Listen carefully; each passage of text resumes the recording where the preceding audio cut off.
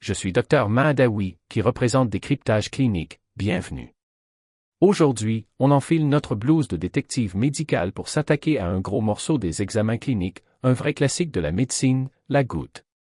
C'est un puzzle diagnostique fascinant, et l'idée de ce décryptage, c'est vraiment de vous donner toutes les clés en main pour ne plus jamais tomber dans les pièges des examinateurs. Allez, on y va, plongeons directement dans le vif du sujet. Au programme aujourd'hui, on commence par la pathologie et les causes, ensuite on passera au diagnostic et à l'examen clinique, après ça, on verra les stratégies de traitement, et on bouclera le tout avec quelques vignettes cliniques bien senties pour s'entraîner. Première partie, la pathologie et les causes.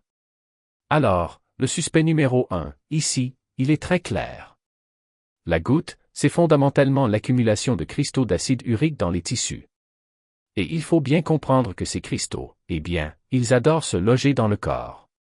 C'est ce qui déclenche ces fameuses réactions inflammatoires redoutables, qu'elles soient aiguës ou chroniques. Mais attendez, pourquoi cet acide urique s'accumule-t-il en premier lieu? En fait, on a 3 grands coupables métaboliques. D'abord, on a les sous-écrêteurs. Le rein n'arrive tout simplement pas à évacuer l'acide urique. Ensuite, on a les surproducteurs, où l'organisme s'emballe et en fabrique beaucoup trop. Et le troisième groupe, ce sont les facteurs exogènes, donc tout ce qui touche à l'alimentation et au mode de vie. Et là, attention, voici une statistique à retenir absolument pour vos examens. 90%.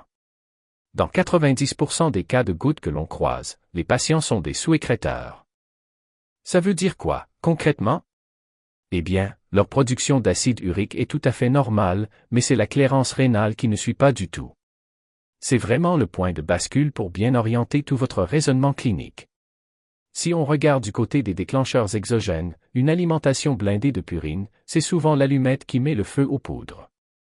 Pensez aux abats, comme le foie ou les régnons qui en sont littéralement gorgés. L'alcool, c'est aussi un très grand classique.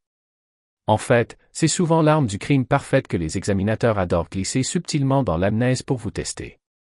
Allez, on passe à la deuxième section, le diagnostic et l'examen clinique. Voici le mot-clé incontournable, le classique des classiques, la peau d'agre. C'est l'infection aiguë du gros orteil. Imaginez le tableau, un orteil énorme, rouge vif, brûlant en toucher et surtout atrocement douloureux. C'est vraiment la signature visuelle de la goutte. Un simple coup d'œil suffit très souvent à faire tilt dans notre tête. Mais attention, énorme piège d'examen, droit devant, le taux d'acide urique sanguin. Ne vous laissez surtout pas avoir. En pleine crise aiguë, ce taux peut être parfaitement normal dans près d'un tiers des cas. Donc une prise de sang qui a l'air tout à fait normale n'élimine absolument pas le diagnostic, gardez bien ça en tête. Alors comment on en a le cœur net? Le liquide articulaire, lui, ne mange jamais. L'aspiration du liquide synovial, c'est vraiment notre référence en or. Sous le microscope, les cristaux d'acide urique ont un look très spécifique.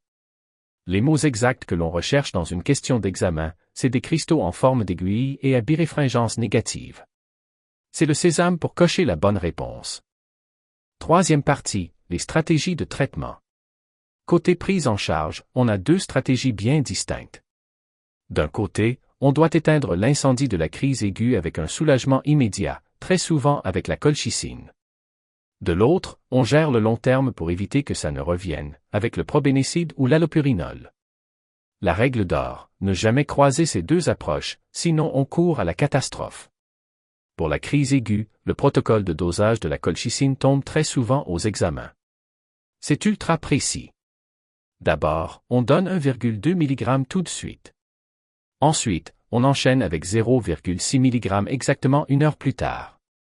C'est vraiment l'intervention d'urgence par excellence pour couper court à cette douleur insupportable. Et pour le traitement de fonte, il faut choisir la bonne arme, sommant le profil métabolique. Le probénécide, on le garde pour nos sous-excréteurs, parce qu'il va donner un coup de pouce au rein pour expulser l'acide urique. L'allopurinol, lui, c'est pour les surproducteurs. Il va carrément freiner la machine en amont pour empêcher la fabrication excessive de cet acide. Dernière section, mettons tout ça en pratique avec des résolutions de cas cliniques. Premier dossier, on a un homme de 69 ans qui arrive avec une douleur fulgurante au pied droit depuis 6 heures. Hier soir, petit repas de retraite, un beau steak et du vin. Détail intriguant, son taux d'acide urique sanguin est normal. On voit tout de suite les indices. Le déclencheur alimentaire typique est le fameux piège du taux d'acide urique normal en pleine crise. La question classique qu'on va forcément se poser, qu'est-ce qu'on va trouver si on fait une arthrosynthèse et qu'on regarde le liquide articulaire? Faites l'effort de visualiser l'image au microscope. Et oui, on trouve ces fameux cristaux en forme d'aiguille à biréfringence négative. C'est la preuve irréfutable de la goutte. Quand on voit ça, aucune autre conclusion n'est possible. Deuxième patient, un homme de 83 ans avec de multiples comorbidités qui se réveille en pleine nuit en hurlant de douleur à cause de son gros orteil droit. À l'examen, on voit que c'est gonflé, très rouge et chaud. Là, c'est le tableau de maître de la peau d'agre. L'attaque nocturne brutale est classique. Face à ce tableau clinique, quelle serait l'affirmation la plus juste sur sa prise en charge ou la cause du problème? C'est le moment d'éliminer les mauvaises pistes. Souvenez-vous, on écarte d'emblée la lopurignole pour une crise aiguë et on garde en tête que la surproduction n'est statistiquement pas l'étiologie dominante. Par un petit processus d'élimination, la bonne réponse est qu'une réduction des protéines alimentaires peut faire baisser la fréquence des récidives. Pourquoi parler de récurrence? Parce que malheureusement, il est prouvé que la majorité de ces patients vont revivre ça. Adapter l'alimentation, c'est une mesure de prévention super logique et essentielle. Le troisième et dernier cas. Un homme d'affaires de 44 ans revient d'un voyage en avion avec une vive douleur à l'orteil. À l'examen, on remarque des petits nodules sur son oreille externe. Et bingo, la ponction articulaire révèle immédiatement des cristaux en aiguille à biréfringence négative. Le diagnostic microscopique nous est littéralement servi sur un plateau.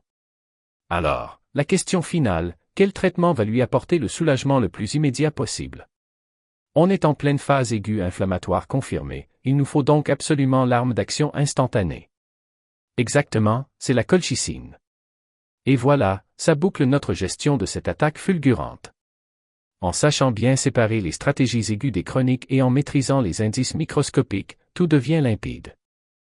Alors, la vraie question qui se pose maintenant, sauriez-vous repérer le prochain cas de peau d'agre dans une salle d'attente en un simple coup d'œil, avant même que les résultats du labo ne soient imprimés? Aku ingin menjadi mimpi indah dalam tidurmu. Aku ingin menjadi sesuatu yang mungkin bisa kau rindu.